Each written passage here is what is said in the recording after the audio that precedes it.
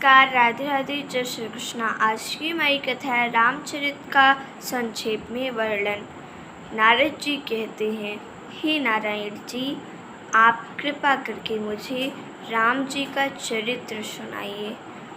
मैं बहुत उत्सुक हो रहा हूँ राम जी का चरित्र सुनने के लिए। तो नारायण जी कहते हैं कि ठीक है, मैं तुम्हें सुनाता हूँ, सुनो। देखो, राम जी का अवतार क्यों हुआ।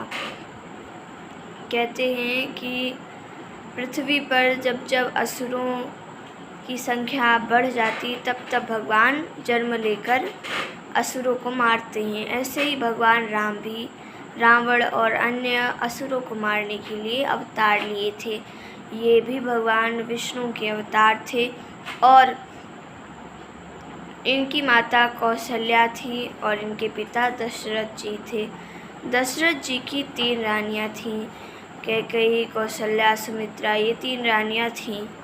और उनके 4 भाई थे, भरत, लक्ष्मण, शत्रुघ्न और स्वयं राम जी। चारों भाई रोज नित्य बाल लीला किया करते थे। और ये बड़े हुए तो वशिष्ठ जी के यहाँ गए विद्या पाने के लिए, और विद्या पाकर ये आए तो विश्वामित्र जी राम जी को और लक्ष्मण जी को वन लेकर चले गए।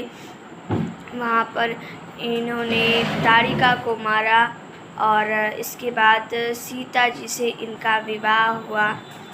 सीता जी जो थी जनक जी की पुत्री थी, जनक जी की पुत्री सीता थी। और अब सीता जी को लेकर आए राम जी अयोध्या, और उनके साथ साथ उनके 4 भाइयों का भी विवाह हुआ सीता जी की बहनों के साथ। और इसके पश्चात जब राम जी को गद्दी मिलने वाली थी तो उनकी छोटी माता कैकेयी जो थी वो उनकी मति को देवताओं ने हर लिया था और वे कोप भवन में बैठ गईं। और 2 वर उन्होंने मांगे राजा दशरथ से कि पहला तो राम को 14 बरस वनवास, और भरत को, उनका पुत्र था भरत, तो भरत को राजगद्दी। तो ये सुनकर राजा दशरथ बहुत शोक में पड़ गए, क्योंकि उन्होंने वचन दिया था कि वे वो जो भी वरदान मांगना चाहे मांग लें। अब राम जी ने कहा कि मैं तैयार हूँ, और दशरथ जी नहीं चाहते थे कि राम जी जाएं। फिर भी राम जी गए और उनके साथ उनके भाई लक्ष्मण भी गए और उनकी पत्नी सीता जी भी गईं। और इधर राम जी के शोक में दशरथ जी ने अपने प्राण को त्याग दिया।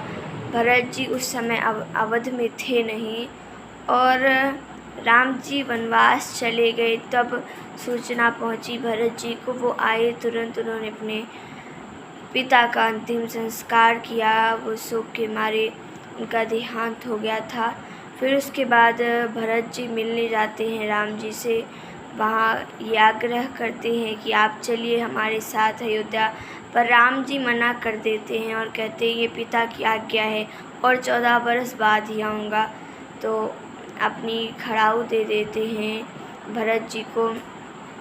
कहते हैं कि फिर उसके पश्चात सीता जी को रावण हर ले जाता है, जिससे राम जी और लक्ष्मण जी वन घूमते हुए फिरते हैं। वहाँ उनकी सबरी से बातचीत होती है। राम जी सबरी के जूठे बैर खाते हैं, जो एक भीलनी थी, फिर भी प्रेम के कारण राम जी ऐसा करते हैं। और ऐसे ही आगे बढ़ते हैं तो सुग्रीव से मित्रता करते हैं, हनुमान जी से मिलते हैं। सुग्रीव जी सीता जी को खोजने के लिए कई वानरों को लगाते हैं, जिसमें से हनुमान जी जाते हैं लंका और सीता जी का पता लगा कर आते हैं। फिर उसके पश्चात भगवान राम लंका पर चढ़ाई करते हैं, सेतु